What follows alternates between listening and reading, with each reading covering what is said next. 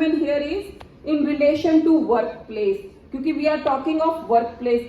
Rape तो कहीं भी हो सकता है, मोलेस्टेशन कहीं भी हो सकती है, मेट्रो में भी हो सकती है, कहीं भी हो सकती है, बट वी आर सिटिंग और we are standing here in educational institution, so it is covered under this. Workplace, a woman of any age, whether employed or not, who alleges to have subjected to any act of sexual harassment by the respondent, जिसके against वो complain कर रही है.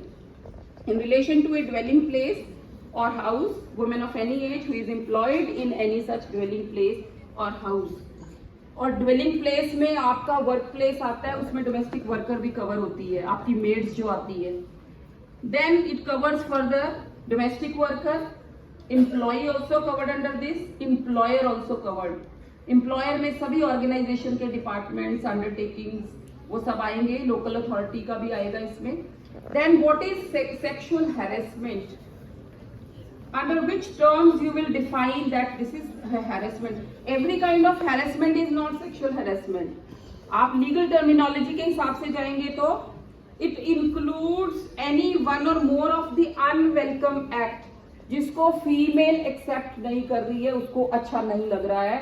The behavior, whether directly or indirectly, physical contact, advances, demand, request for sexual favors, making sexually colored remarks, showing pornography, other unwelcome physical, verbal, non-verbal act or conduct of sexual nature. अब work place में सब आ रहा है, hospitals है, nursing homes है, private sector है, तो you can see this. And after that who will be dealing with these matters? There can be a local committee for educational institution, internal complaint committee ICC, जिसमें कि आपका senior उसमें boss रहेगा, employer रहेगा, female senior member रहेगी, और it can be 1 member or 2 member from outside who is been dealing with the women issues, some NGO, और जिस तरीके से वो जेंडर कॉज के लिए काम कर रहा हो. Then there is a procedure. इसमें क्या प्रोसीजर अडॉप्ट किया जाएगा? Against whom the complaint is been filed, internal complaint committee will see, inquiry hold होगी, और उसके साथ उसके सर्विस रूल्स के अकॉर्डिंग उस पर पेनल्टी इम्पोज होगी. May be that female can be given leave for 30 days, for 3 months can be extended, or she can be transferred to some other place. उसमें नहीं काम करना, और ये कुछ उसके रेमेडीज हैं. पर जिसके अगेंस्ट कंप्लेंट है वो पूरी ICC देखेगी, और उसके बाद उसका सस्पेंशन भी हो सकता है, उसकी जॉब भी जा सकती है, टर्मिनेशन भी है.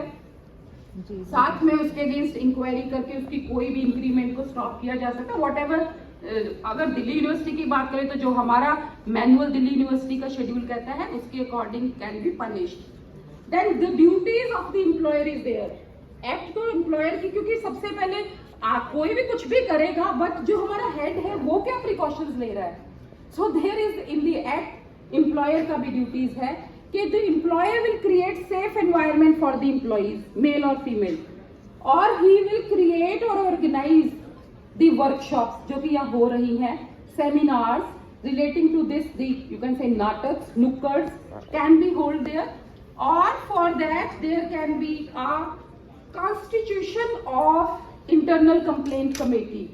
ICC का गठन होगा, जहाँ पे स्टूडेंट है तो स्टूडेंट नॉमिनी भी होगा उसमें रिप्रेजेंटेटिव, और आपके टीचर्स सीनियर मोस्ट आपकी कोई कमेटी, दैट डिपेंड्स कि कौन उसका मेंबर होगा.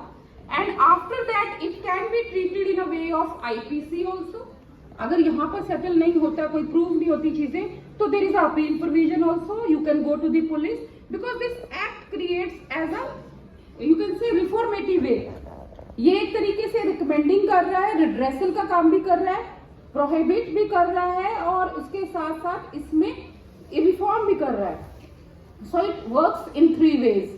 So after that, if this act is not capable to tackle the issue, then police complaint FIR can be launched. After that, you can go for your appeal, your whatever procedure suit can be filed to the different nearby courts and all these. Now penalties can be imposed for false complaint also.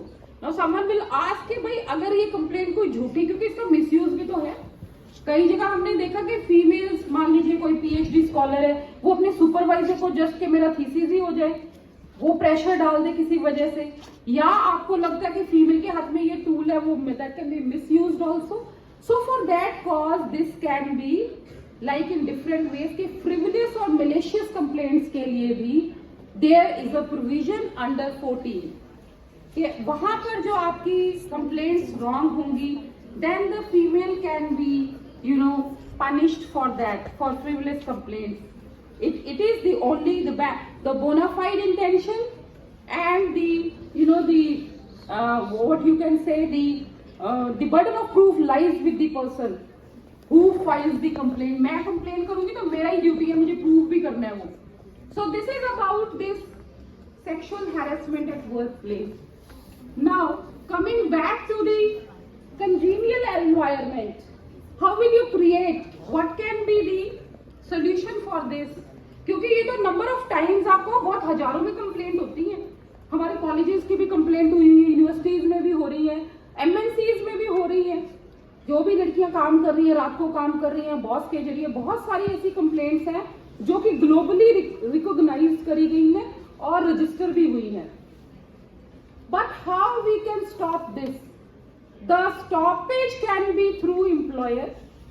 If employer is stick to that, there can be a kind of the mandatory thing that you will put a notice board in your campus. Sexual harassment at workplace is an offense. So our duty is to create zero tolerance for these cases, and the females to be come forward to file the complaint. कई बार क्या करती है, ignorant रहती है कि चलो ठीक है, देखते हैं, थोड़े दिन बात करेंगे. नहीं, दे शुड कम फॉरवर्ड. जैसे कि ये बहुत ज्यादा इसको लिंगर ऑन या स्ट्रेच करने का नहीं है. You should go for instantly for the filing of the complaint, और you can write to your boss whatever you are been facing. So whatever the solution that is with us, I would like to say that it is with us, it is in our brain and our mind, the mindset of the society. Now, laws cannot change everything. Law के साथ भी तो rape हो रहे हैं. इतने strict 376 को rape को बदल दिया गया है. रेप में और मॉडिफिकेशंस कर दी गई हैं.